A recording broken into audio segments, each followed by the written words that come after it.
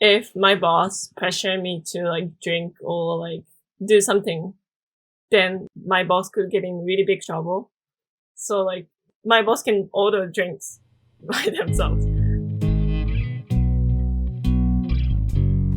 Hey guys, I'm Raza and I'm joined by my co-host Eric. Hope you're enjoying the KoreKara Podcast. In this episode, we talk to Anna, one of our Japanese friends who's currently working in a foreign company in Japan. We talk about her experiences learning English, studying abroad in Australia, going to university in the US, working in Japan, as well as the current situation with COVID in Japan. Also, quick reminder to join our Discord. You can talk to us or any of our guests anytime. We also post exclusive clips onto Patreon, so be sure not to miss out. Links are in the description. Hope you enjoy the episode.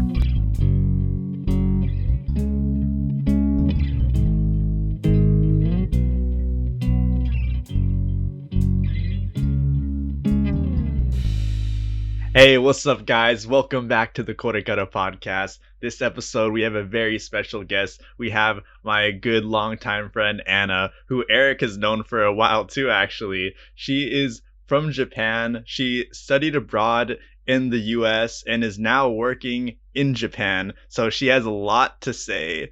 Eric, what do you have to say? Yeah, we're really happy that you agreed to come onto our podcast. We think it would be really interesting to share like some experiences because I know you work for Gaishikei, right? Yeah. Yeah. So and also among all the Japanese people I met, I think Anna is like one of the highest like level for being able to speak English. So I think it'd be really interesting to hear her study abroad experience and how she learned English too. Yeah, I 100% agree with that statement. Also, one interesting fact is that I actually met Raza through Anna. So if I never met true. Anna, then there wouldn't be this podcast. Guys, it's all thanks to Anna. This would not be possible otherwise. Hey, maybe on Patreon we'll have how Eric and I met, the origin story. All right, Anna. So I guess starting into this, though, why don't you tell us a little bit more about yourself so people can get a little background on you? Okay. My name is Anna.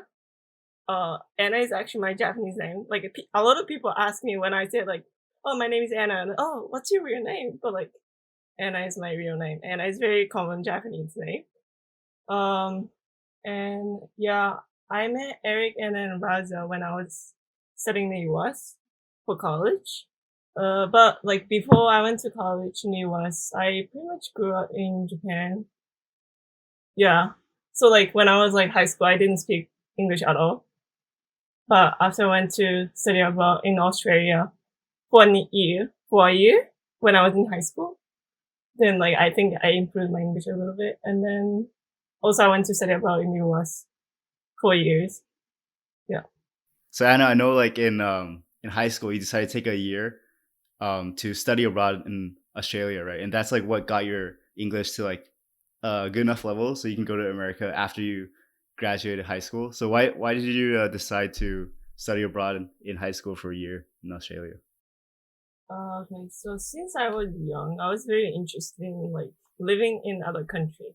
So I had a phase like I watched like High School Musical, and I'm like, oh shit, this is gonna be like really cool. Like it's very different from Japan, and then like I was really interested in going to high school in other country, and then I saw like I think when I was at the high school, I saw like a poster, like flyer saying like, oh, you can go study abroad for like a year. And then I was like, oh, that's gonna be cool. So like, yeah, that's how I decided to go to study abroad.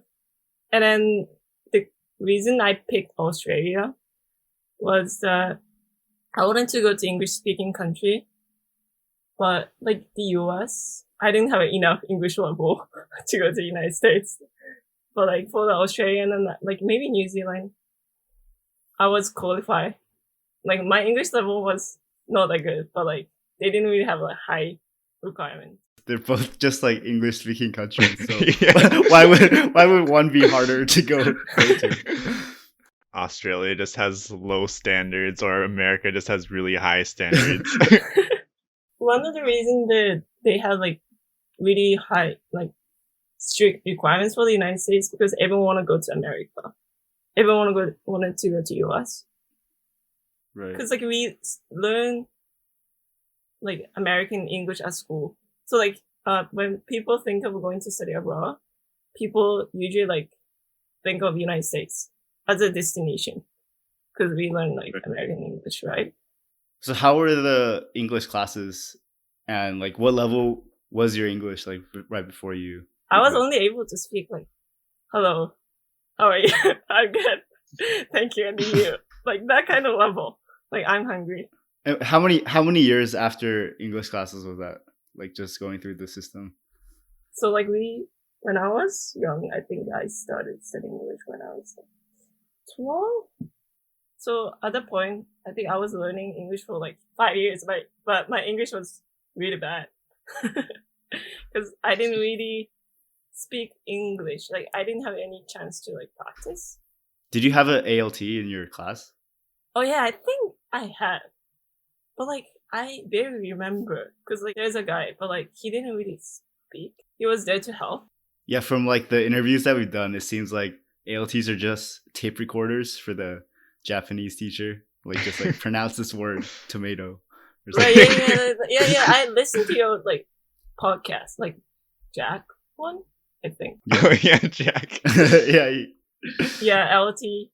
They are there to like help English teacher, right?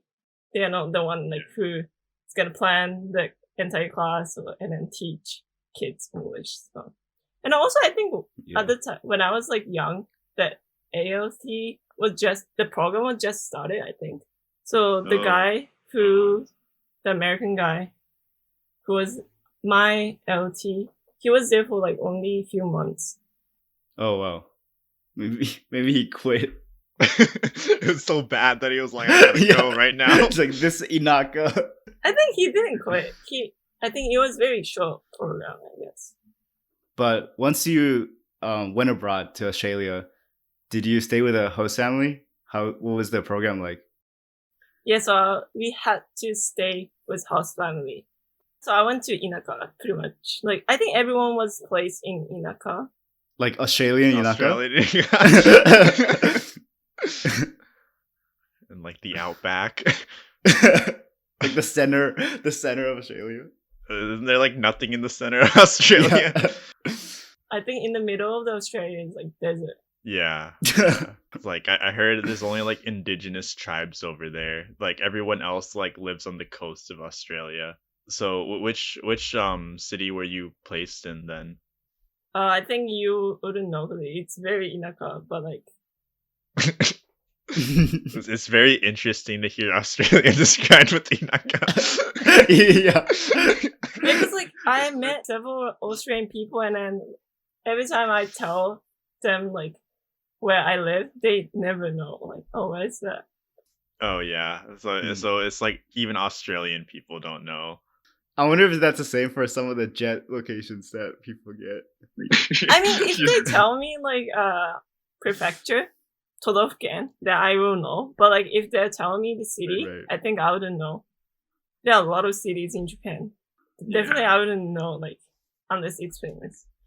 So how would you say the Australian Inaka and like how much English you actually learned over there? Like was there like was there a solid gain in English, or was it kind of like a short experience where you kind of wanted to learn more English afterwards? So I think I definitely improved my English a lot because when I went there, I barely speak English.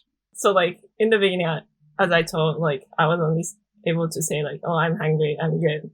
But at the end, I think I was able to say like, I don't know, but like I could make long sentence for sure. I was able to communicate with my host family, host sister, host brothers. What about like the ability to understand? Like, did you reach a level at the end where you could basically understand most of the things spoken to you? Like in the beginning, I think I was only able to understand like 20%, maybe 10%, 20%. And then at the end, I was able to understand like 70%. Compared to the beginning, I think I improved a lot. I guess like the real question though, did you end up with an Australian accent by the end of it?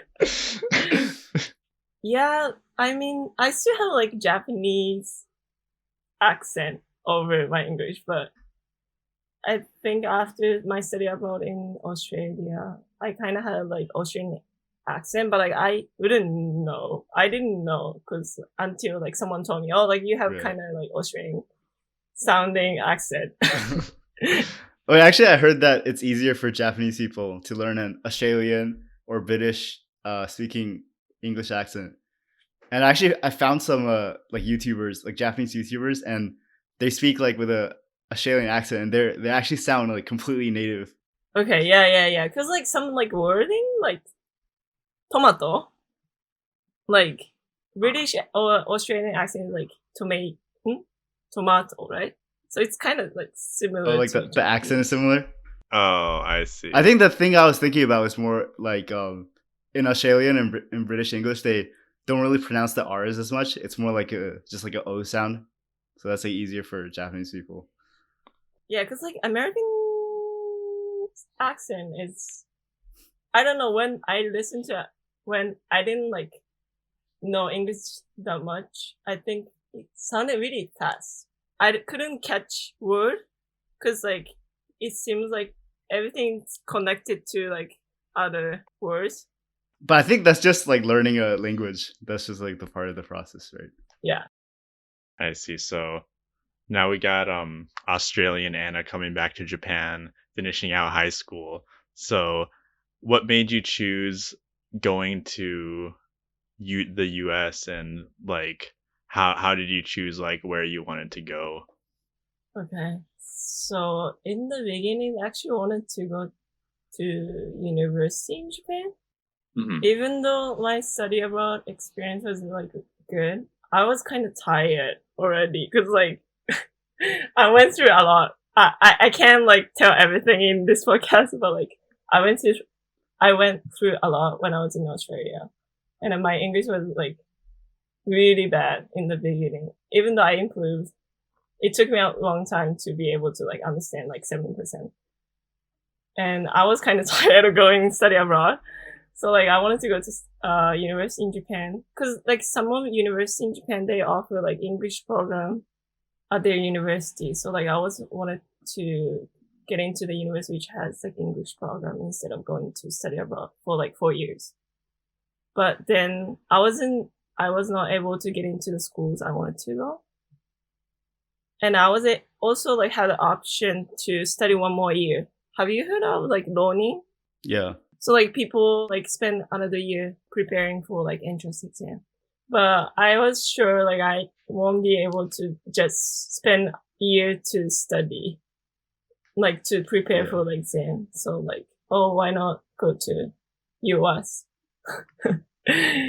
And I switched to like option B, so which was like study abroad in US.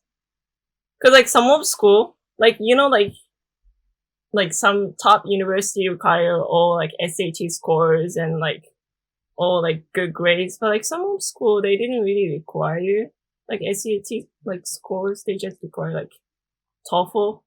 Wait, can you explain the difference between TOEFL and TOEIC? Because I always heard these two different tests there. Okay, so the TOEIC is more, they test your reading and listening. For TOEFL, they test everything. Speaking, listening, writing, and reading.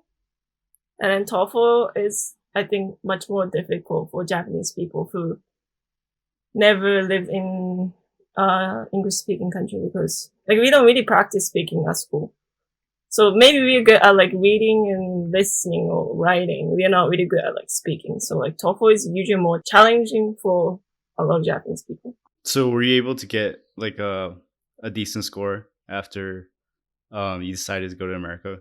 So TOEFL was actually required for, like, applying to university in Japan as well. So I was already, like, preparing for TOEFL. But in the beginning, I had a really bad score. So, like, I have to take for like 5 times. But like I think I was able to get to the level which I can go to study abroad in the US. What practice methods did you end up going to like to study? So I went to Juku, which was really famous for like TOEFL preparation. Yeah, so pretty much I studied there, and then like they teach you each section, so like speaking part, listening part. They have different class for each. And also, I think in the beginning, I wasn't really used to that kind of test, because in Japan, usually they don't really test speaking or usually reading and writing. Maybe listening too, but yeah, not speaking. So once you finally got like a score you were proud of, you just like went and applied to as many schools as possible, or do you have like a select few that you had in mind? Only applied to one school. So like my agent, as I told, I went to Juku for TOEFL preparation, and they also have study abroad program. And then one of staff at the Juku told me like, oh, you should go to this school. And I was like, okay, that sounds good. So that's how I decided to pick the school. And then she told me like, oh, you won't get rejected. So I was like, okay. It's a nice assurance to have when applying. Yeah, so like I only applied to one school at the end. They didn't really have like a lot of requirements compared to like Japanese university, which offer English program. That's more like competitive. But the school I applied, they desperately needed international students. So here comes Anna.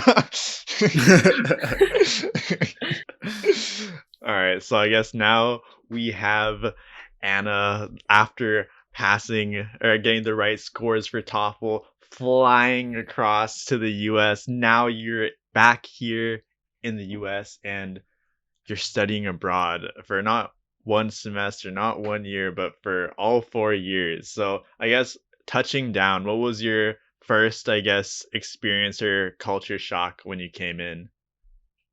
I didn't really have culture shock, to be honest. Because like when I went to study abroad, I had a huge culture shock, and then like homesick. Homesick? Is that the right word? Does it exist in English? Yeah. Okay. Homesick. Yeah.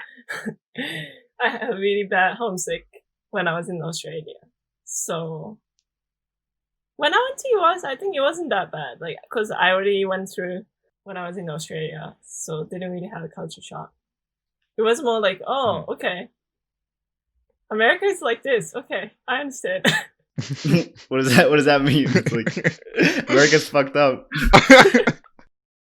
I saw the difference between Japan and the United States, but like it wasn't like, oh shit, I can't take this. It's not like that. So like when I was in Right. Australia, I had like a moment like, oh my god, it's gonna be like really bad. But like when I was in the US, I already went through that. Were there a lot of other Japanese people around you? The place that you studied, the place that you studied abroad at. Okay, so there's some, cause like there's some other people who use like same agency, so they also got introduced to that school, but it's not like many, maybe 5 people, 5 Japanese. But there are a lot of students from Hong Kong and Macau. There are like 50 of them. So that school is really small. They only have like 800 students. So did you hang out mostly with other Japanese people, or were you able to like make friends with some of the locals? Because I know a lot of Japanese people, when they study abroad in America, they tend to just remain in Japan while being in America. I guess, to be honest, I didn't really hang out with local students. One of the reasons was a lot of local students are commuters. And then I was living in a dorm, but there are mostly international students living in the dorm. There are not many, I mean, there's some locals, but like not many locals living in the dorm. So like I got closer to international students from like Hong Kong or Macau. Cause like we spent time together. We took same class together. Would you say like, so that means I guess you weren't really spending that much time at all really with like the local students, but did you like with your like international friends, did you do a lot of, I guess, like American things when you were there? Like, was there anything you went there and you're like, wow, I'm like in America right now? I think one of the most American thing I did was Thanksgiving. They had like Oh, Thanksgiving dinner. So I think that was maybe that was like the most American thing I experienced in my freshman year. But then eventually, why did you decide to transfer? Okay, so like before I went to study abroad, I already wanted to transfer. So the reason I picked that school was also because like I wanted to transfer, and then that school was really famous for like transferring to like good schools. So a lot of international students went there to transfer. So like I only knew like I want to go to the school for 2 years and then transfer. Did you know what you wanted to study in America at that point? So like in the beginning, I didn't know what I want to study. And then the thing I really liked about American universities are like they have like a program, like major called like general studies, right? So like you don't have to Mhm. like pick your major in like first maybe 2 years or like 1 year or 2 years. So like I was able to like explore like what kind of thing I want to study. So like in the beginning, I didn't know what I want to study. But like I had to pick major when I transferred. Cause like they have all different requirements for each major. So I think I decided what I want to study in my junior year. No, not junior year, sophomore year. If I like applied to schools. Which is what? Sociology and international relations. Yeah. So like I applied to majors. I see. I guess at that point, what did you kind of see as your career path? At that point, I wasn't really sure what like I would really want to do after college. But like I knew maybe I wanted to stay in the US. That's it. I didn't really have like solid plans for future, like after graduating from college. Yeah, staying in the US sounded pretty good couple of years ago. Yeah, so but I guess your time in the US though, I guess between the two schools that you transferred to as well after, I guess did you feel like it was really worth it and like how did it really change you? Okay, so like I think first 2 years was more like I was really focused on transferring to good schools.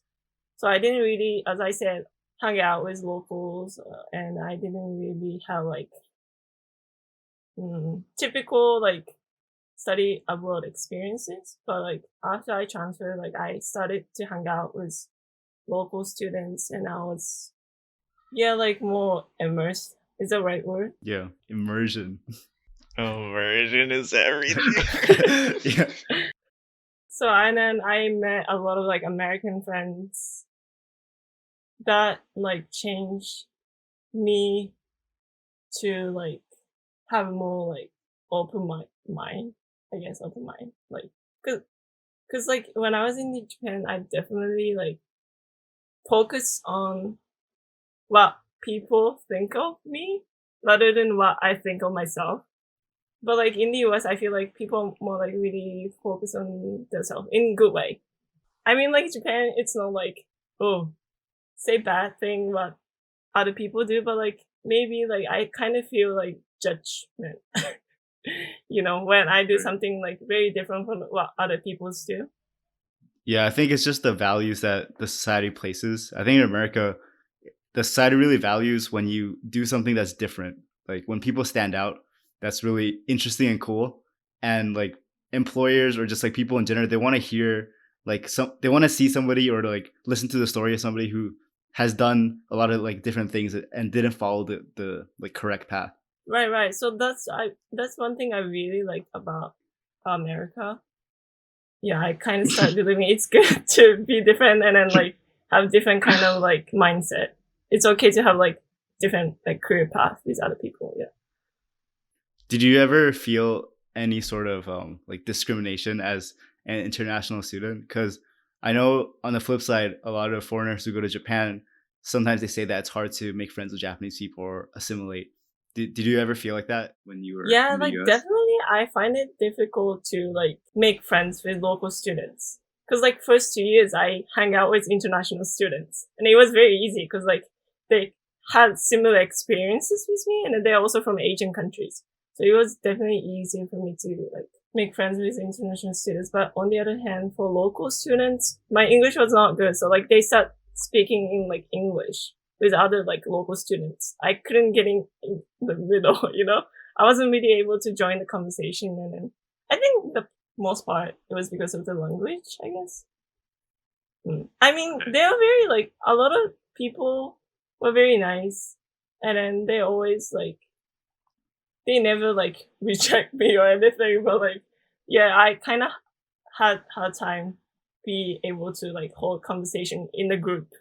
Yeah, I definitely understand that feeling. Like it's just way harder when natives are speaking to each other versus like when you're just speaking to one native. Yeah, did you feel like there was like a turning point in your time in the US where you felt like you could really understand what everyone else was saying and join in? There was no like one turning point. I think it was a gradual process.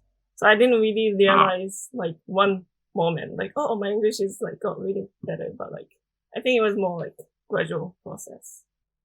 Yeah, I think with language learning, it's more like you don't notice that you're improving and you probably don't even think that you are. But then when you look back, it's like, dang, I like improved so much. Yeah. In Japan, I don't know if it's more like universal thing, but like in Japan, people say when the moment you realize your language is improved is when you dream in different language, the language you're studying. So like I'm Japanese, right? And I'm studying English and then I study abroad and then like maybe after 7 months, I start dreaming in English. That's the moment I improve. That's what people say. Like that's many people believe in Japan. Yeah, actually, a lot of people ask me that, and I mean, I had dreams of Japanese like just like several weeks into studying Japanese. So Yeah. I don't know how good of a metric that is. Yeah, it's like have the dream and then you like wake up and you're like Nihonjin desu. I think it's just if you don't have immersion, then it's so weird to dream in the language, right? But if you're spending a lot of time like watching movies and YouTube videos, it's natural that you'll dream about it because it's like you heard so much of it. Yeah. So I think it's not like it's scientifically like proven or anything, but like people just believe it. Scientifically proven. So I guess going back to finding a job now though in your senior year. So you mentioned that you were looking at Japanese companies, but were you also looking at like Gaishikei in Japan? Oh yeah, so like mostly I applied to Gaishikei company. Yeah. I'm not gonna fit into typical Japanese big corporation culture. So like I applied to mostly Gaishikei company in Japan. And what's like the difference between like a Gaishikei and a typical Japanese corporation? Gaishikei usually have more, how do I say, relax for sure, and then less uptight. Yeah. And also like Gaishikei, usually people think, oh, Gaishikei, it's like, oh, maybe we will get fired or like we get like laid off easily compared to Japanese company. Because Japanese company usually like 年功序列じゃない、終身雇用。終身雇用 is like you're gonna work for the one company for like forever. But also at the same time, Gaishikei has more like challenging job, I guess. Of course, like Japanese company also I think has challenging job, but like the speed is like fast. I think the trainings are short for Gaishikei company, and like people have to learn on job. Is it JOT job on the training? You know, they have to learn by working. So like compared to Japanese company, I think the expectation they have on you is high. One thing I heard about Japanese companies, and I don't know if it's true or not, but I heard that for a lot of like traditional Japanese companies, they assume that the college graduate like doesn't know anything, so they don't really care what your degree is, and they'll train you to do that job. Yeah, in Japan, if you don't have like knowledge about like engineering, you can still be an engineer. This seems kind of dangerous. Like, Yeah, this is kind of dangerous. Like designing buildings and bridges. Like, so I mean, it's been changing, and I feel like people nowadays are focused on like skill set you have. But yeah, still like you can be engineering if you didn't study engineering in college. is it the same for Gaishikei as well? Maybe not for Gaishikei. But like still like people like HR think even for Gaishikei there are a lot of Japanese students who graduated not students, Japanese people who didn't study abroad or like so like they don't expect you to know everything. They don't hire by position. So they just hire people and then they assign division or which department they're gonna go into. So I think in the US, it's more like you apply to a job on position basis, I think. So that's not the case. So like in Japan, we separate job into two types. 総合職 and 事務職. 総合職 means like normal job. Normal job isn't like right definition, but like 事務職 is like more office work. So it's more like basic work.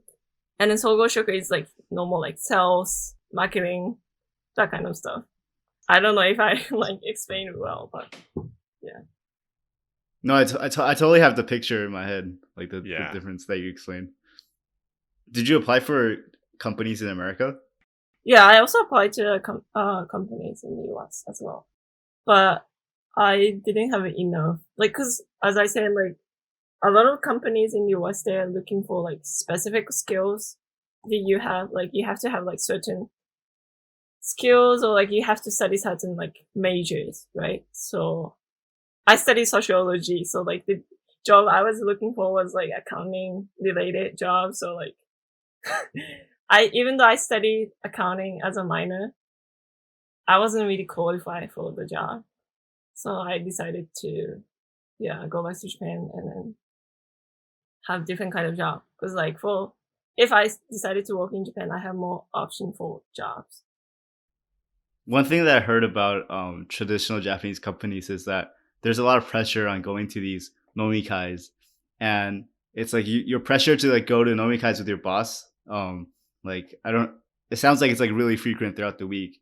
And also like even at the nomikai, there's a lot of pressure on you because you're drinking, but then you have to be aware of all these like social cues and hierarchies. So for example, I heard stuff like you have to sit closest to the door so you can take everyone's order. You have to pour people's glasses and just stuff like that.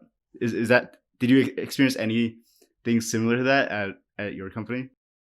If my boss pressure me to like drink or like do something, then that against company's rules, and then my boss could get in really big trouble.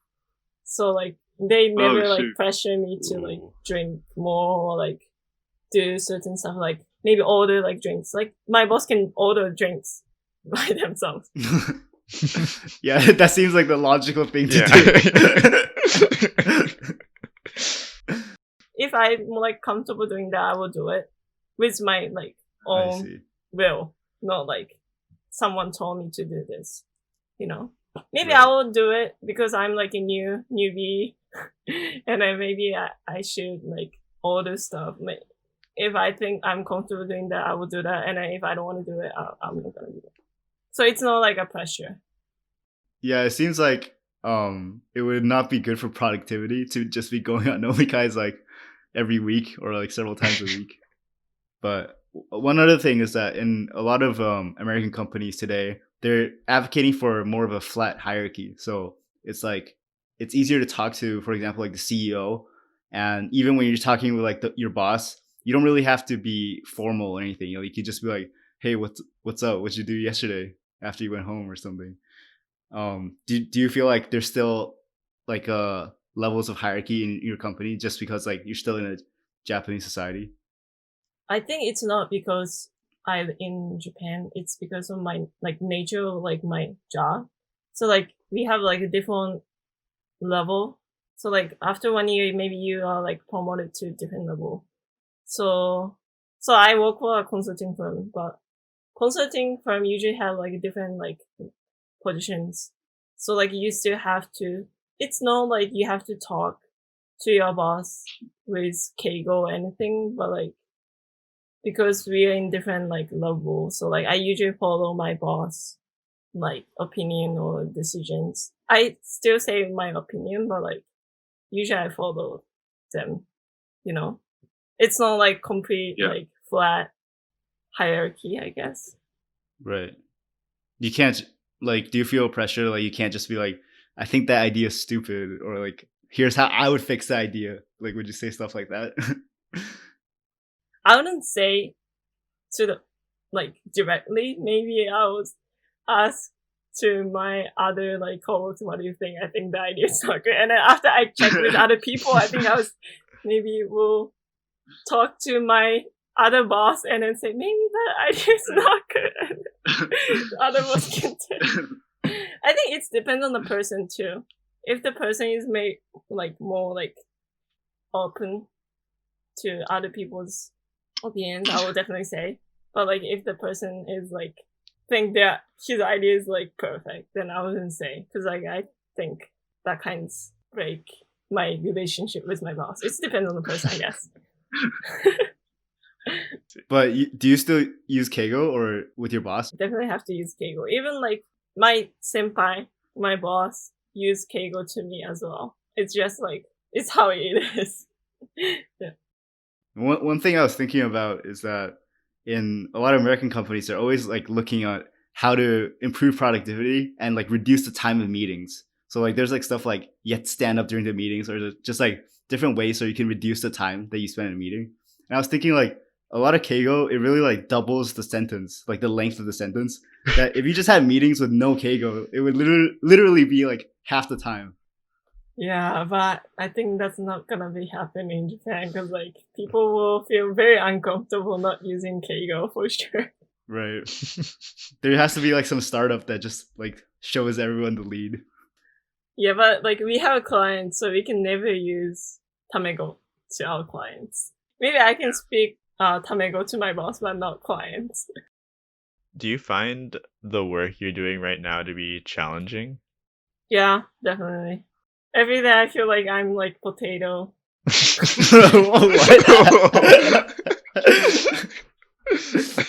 No, because like I see how other like my senpai, maybe who is like start working like 2 years like ahead of me, or like 1 year ahead of me. They like do things much faster than me, and I feel like, oh shit, I can't do anything. Like, but yeah, I think it's good to know, well, I cannot do that good, like that well, so I can improve. But yeah, it's challenging for sure.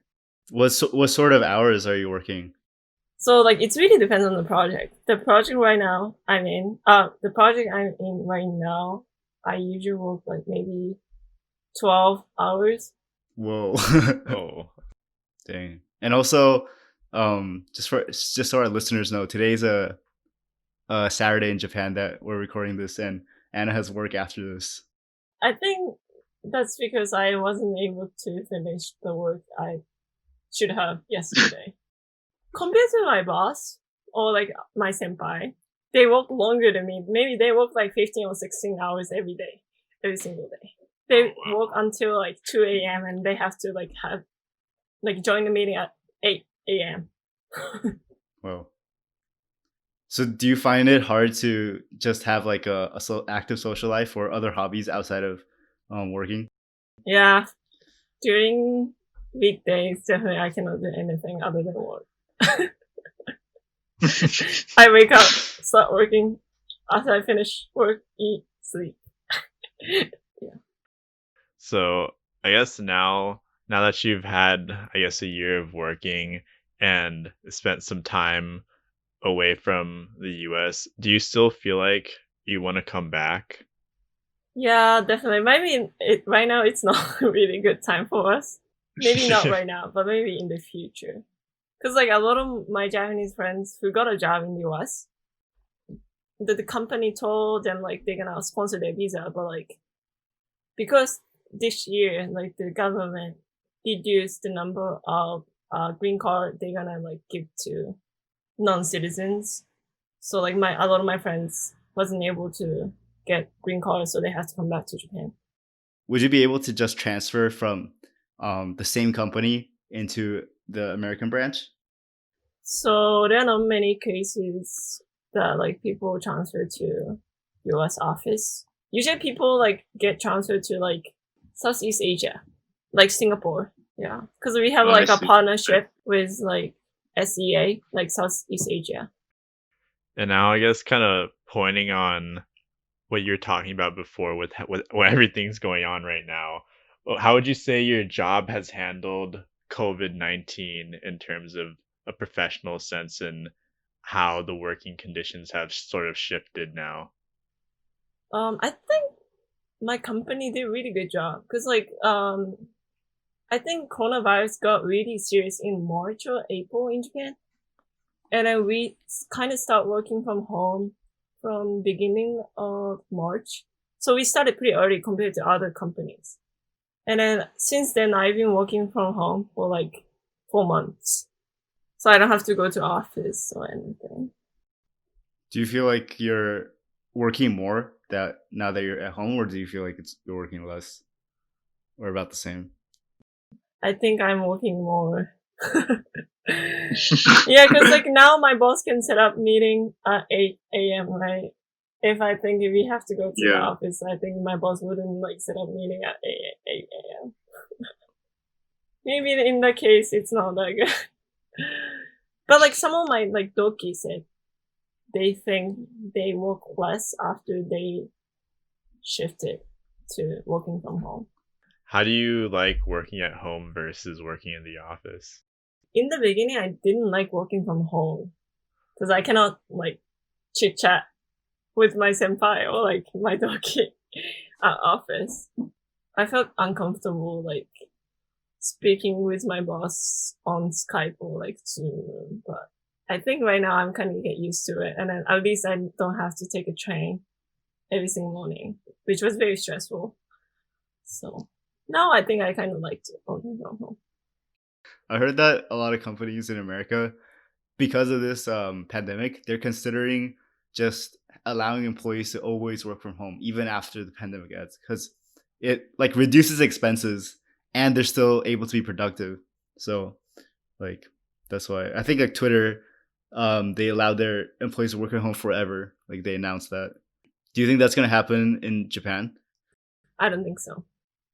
A lot of my friends who work for like Japanese company, they now have to go to work, like go to office, because now like the cases are decreasing. I mean now it's getting increasing again, but like yeah, in like June, there are not many cases, so like a lot of company told people to come back to the office.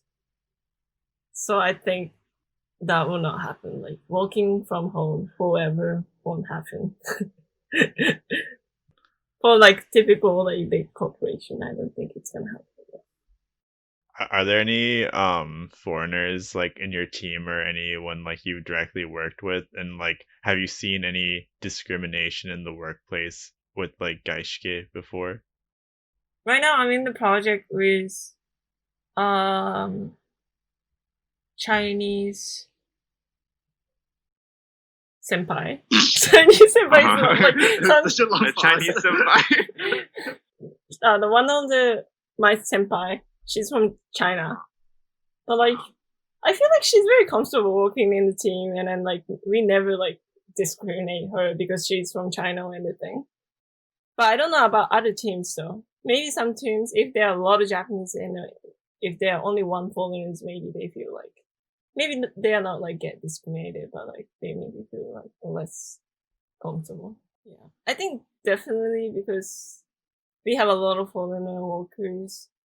We try our best so that they can work more comfortably. Do you think the Japanese level plays a role in whether or not they are accepted? Oh yeah, for sure. Like consulting, if you cannot speak Japanese, then you definitely won't get it. So like you have to take a test that company made. And even like my Japanese friend has to take it because she grew up in like outside Japan. And she didn't go to school in Japan, so she had to take. And then she was told like your Japanese level is like not that good. You have to like improve, otherwise you will get in like you will have hard time working in a project. What is the test like? So like, what was like? So like they have to like write down sentences, like so like the questions like, oh, someone's trying to like ask their job for permission to do something. How are you gonna tell your boss so the boss won't be angry in Keigo? Because it's how they get score is depending on like who's gonna like grade the test as well. Because the test is not like ABCD like multiple choice. It's like open ended question. Is that right? Open ended. So like you have to write down your answers. So how they're gonna grade depending on the grader, you know. Are the foreigners mostly like from Asian countries, or do you see foreigners like from Western countries too? Because I know for Asian, a lot of Asian languages, it's easier to learn Japanese.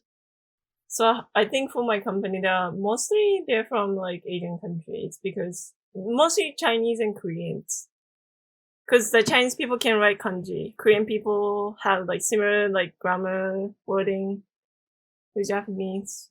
And then consulting, you have to be able to speak and write and read fluent, like at least business level. Otherwise you can't work. So like there are a lot of like Chinese people and Korean people who work in consulting firm. Like at my company. Yeah. Yeah, I just can't imagine any like white guy in there like taking that test. Like, yeah, honestly though, because a lot of Americans think N1 is the max level for Japanese. Like that's when you mastered it. But then for a lot of Chinese people, if they go to like a Juku, I've heard like they can pass it within a year. It's like guaranteed by the Juku almost. What? That's crazy. I think that's wow. Learning Japanese 1 year and then take like highest test like when N1 is like crazy, I think. Have you actually looked at the N1 test? No. You'll probably feel like this is so fucking easy. So transitioning now to, I guess, the current state of COVID and how you're dealing with it though. So I guess for you specifically, how was it like when COVID just kind of hit Japan? And I know there wasn't too much talk about it because of the Olympics, but how are you dealing with it and your family? First case we had was like in January, but like we didn't have many cases until like March or like April. And then like people start like not panicking, like people start like worrying like, oh shoot, this is very serious. From the beginning of April, was it? Like the government declared like national emergency. So like the lockdown kind of started. So like me and my family only went out when we had to get grocery. But by the end of May, I think the case was like decreasing to like maybe 10 cases per day or like 20 cases per day. In the beginning of June, the government lifted lockdown, and then people start like going out. People start going to bars. People going to the izakaya. But like we still like everyone wear a mask. If you don't wear a mask, like people gonna stare at you and then give you like the look, you know.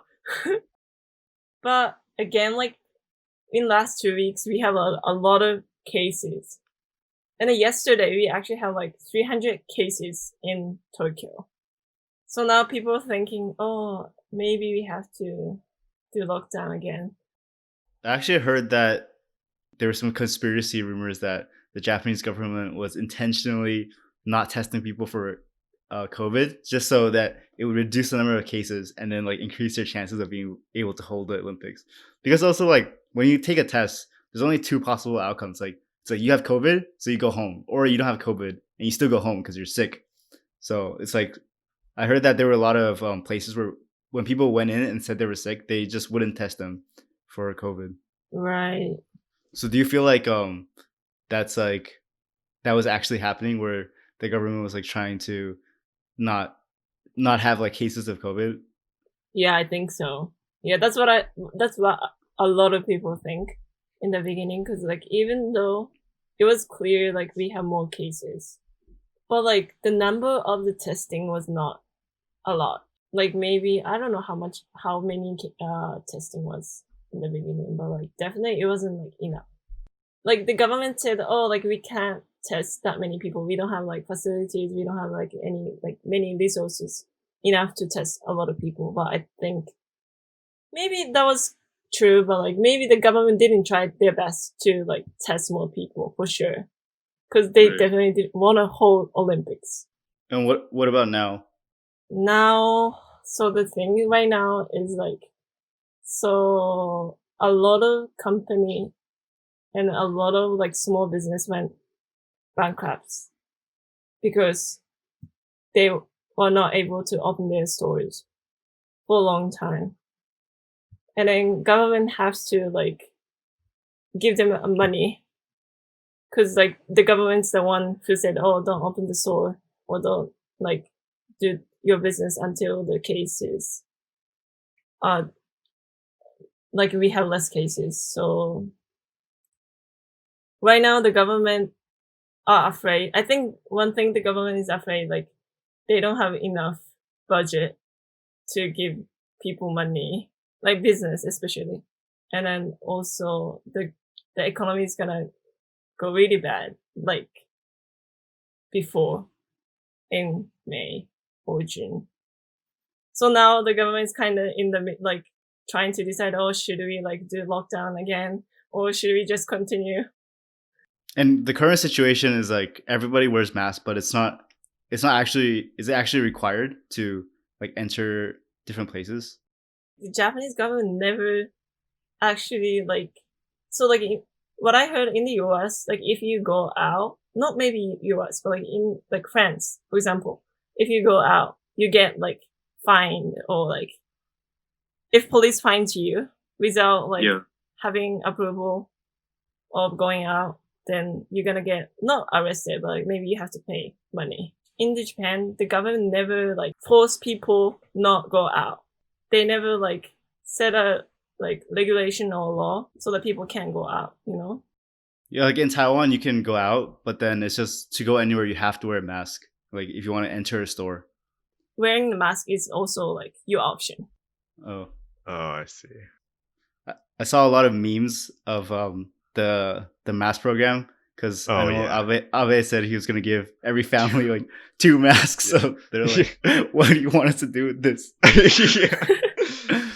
So Anna, like, what do you think about this whole 2 mask program? Because this was going on during when America was like starting to go and give everyone like stimulus, like the $1,000, and then all of a sudden you have Abe out here is all like, I'll do you one better. I'll give each household 2 face masks.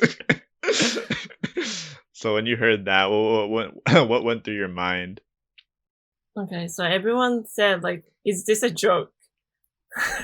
Because like getting 2 masks doesn't change anything, you know? We didn't have enough masks for everyone. Like we couldn't buy masks, we couldn't get masks, but so like the mask programs, like you get 2 masks per household. So like even if you have like 4 people in your family, you only get 2 masks. So definitely it's gonna not be enough. Just share. Like cut it in half and just split it. Yeah, so like everyone thinks, oh, this is not really good idea. And then the money is gonna, coming from our tax. So people are not really people are oh, what they're doing. But for some people, people living in the inaka, countryside, like Oba-chan, Oji-chan, they cannot get mask. They cannot even go to store to get a mask because they're really afraid getting sick. And then maybe they don't have a car. But majority of people, I think we don't need a mask. We can just wait and then get a mask from drugstore. Because by the time I got the mask, we can get the mask. We have access to getting masks. So how long did it actually take to get the masks? 3 months. 2 months, 3 months. It's quite a wait time for 2 masks. Also, what was up with Abe's mask? He always had this really small mask that he was wearing during all the press conferences. It only covered just the mouth, and it didn't cover his chin. I don't know why he wear that kind of mask. Maybe because he want to kind of promote the mask program or something. But yeah, it doesn't really make sense. If you don't wear correctly, then it doesn't work. Imagine if that's the mask that he gave to everyone, the 2 mask program, where these 2 tiny ass No, masks. It's actually really big. The mask we got is pretty big. Oh yeah. Yeah, it's here. It covers your your eyes and everything. I mean, honestly, at that point, you actually could cut it down. Maybe, yeah. Did you see this one news? It was on a TV show in Japan where they were showing how a possible theory as to why Japanese people had less infected cases, and it was they showed an example where they had a piece of paper, and then they were like, "This is a pen," and then they said it in Japanese and English, and in English they just shouted until the paper moved. That was very stupid. Yeah, people were what? Yeah, when I saw that, I was like, "This is the dumbest thing I've ever seen." At the point, people think, oh, okay, the news, they don't have anything to cover. Now they are doing stupid things to get people's attention. But I guess going back to how the government's kind of handling everything, though, what do you think they did? Do you think they did everything properly, or do you think this just complete shit? What the fuck are they doing? It's difficult to say. I think I was kind of frustrated that they are always slow at doing everything. But it kind of also makes sense because Japanese government is always slow. So yeah, I understand. But seeing other countries like South Korea and Taiwan, they are really doing well. But at the same time, some other countries, maybe their leaders are not taking this COVID seriously. I shouldn't really compare countries, but Brazil, I feel the president, he's not really this one, taking this very seriously, even though there are a lot of cases.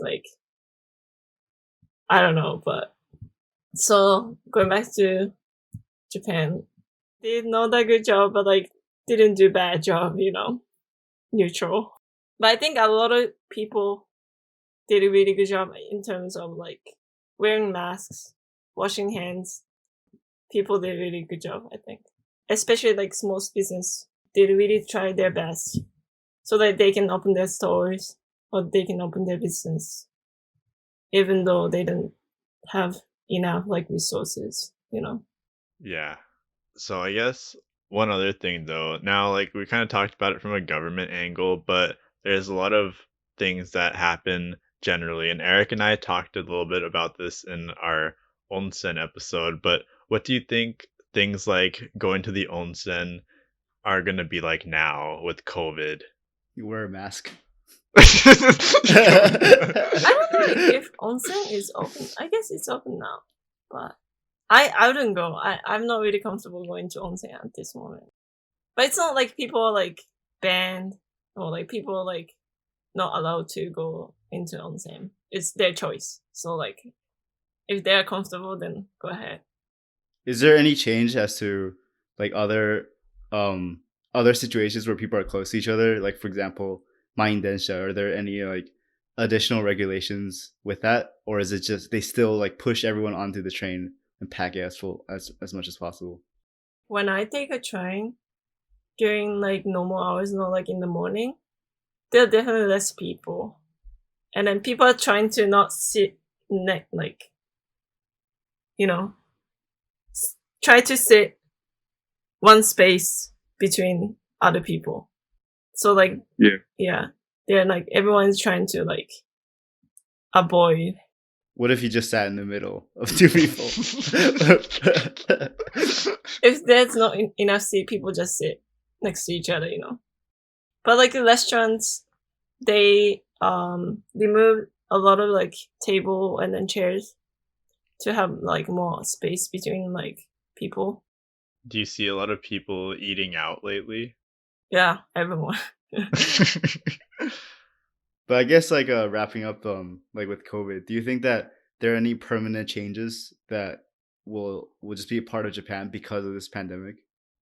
I don't know about permanent change, but people realize, I think definitely people realize working at office isn't just one option. Like we can definitely work from home, even though company said, oh, we cannot let people working from home, but like that's possible, you know.